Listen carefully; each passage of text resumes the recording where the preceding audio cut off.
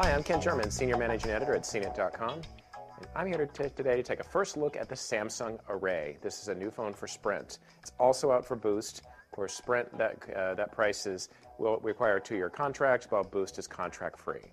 Now, you're probably looking at this phone and you're saying, gosh, this thing looks really old. It looks like I just dug it out of a drawer from maybe 2005. And yeah, it does look a little old. It's a very tried and true design. It's very familiar, but it's a slider phone. It's a feature device made for texting. So really, there's not much you can do to really mix that design up. So I think it's perfectly straightforward, easy to use, maybe a little boring, but certainly it's very user-friendly. From the front, it's a candy bar design. The display takes almost about 2/3 of the front space. It is a pretty low resolution. It's colorful, it's bright, but you can see distinct lines between the different color shades, so don't expect a lot of fancy graphics, but you really wouldn't anyway because this phone doesn't have a lot of apps or any games. You're certainly not going to use it for those things. Down below is the navigation controls. These are well designed. There's a square toggle with a central OK button. They are silver. They're a little reflective, so they stand out from the black keypad below.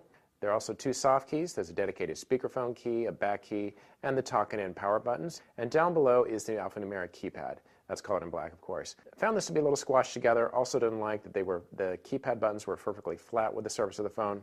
The other controls are raised, which is nice, so if you can use them by feel, and there is some definition.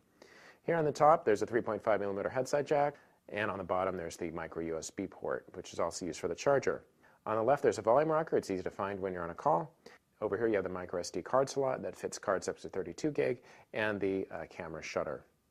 Now, if you want to open the phone, just slide it up like this, and you can see that the screen rotates 90 degrees automatically. There's no need to change it or do anything like that. The phone doesn't have an accelerometer, so if you tip it, the screen isn't going to change, but it's only when you open and close the phone.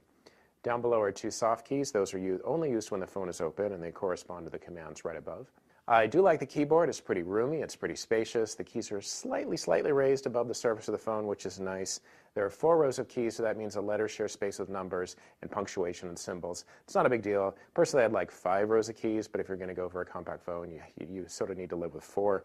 There, of course, you can switch back and forth between the different functions of the key using either the shift or the function key. Nice space bar in the middle. It's pretty wide. It's right where it should be. And there's a dedicated .com key, which is nice. There are arrow buttons over here, and there's a dedicated @ key, so you don't have to go in and use the shift when you're typing out emails. Now, this phone really is built for communication. The menu system is pretty simple. It's just got the icons in the front, and then as you get internal menus, it's all list-based. It does have a 2-megapixel camera. You can see here on the back. Photo quality isn't very good. Video quality isn't good at all. So it's really not worth taking photos unless you just need something on the fly. And then, again, don't count on anything spectacular. There is a bare-bones music player. There's Bluetooth. There's a WAP browser, so if you're used to using a smartphone, you're not going to get those full HTML pages or even the mobile pages. These are going to be WAP pages, which means that they are even more stripped down. So just lines of text, maybe the occasional photo, no graphics. It is a little clunky to use because you're moving the cursor around with this navigation key, so there's no touch screen. So I really don't think web browsing is worth it on the phone. It's also 3G EVDO, so even on those simple pages, they do take a few seconds to download. Good thing, though, is texting is very easy using that keyboard. Call quality is good. It is a phone that excels at communication, just what a phone should do. Just don't count on it for really anything else. But if you want to keep in touch, the Samsung Array is not a bad buy. I'm Ken Sherman, and this is the Samsung Array. It's available at both Sprint and Boost Mobile.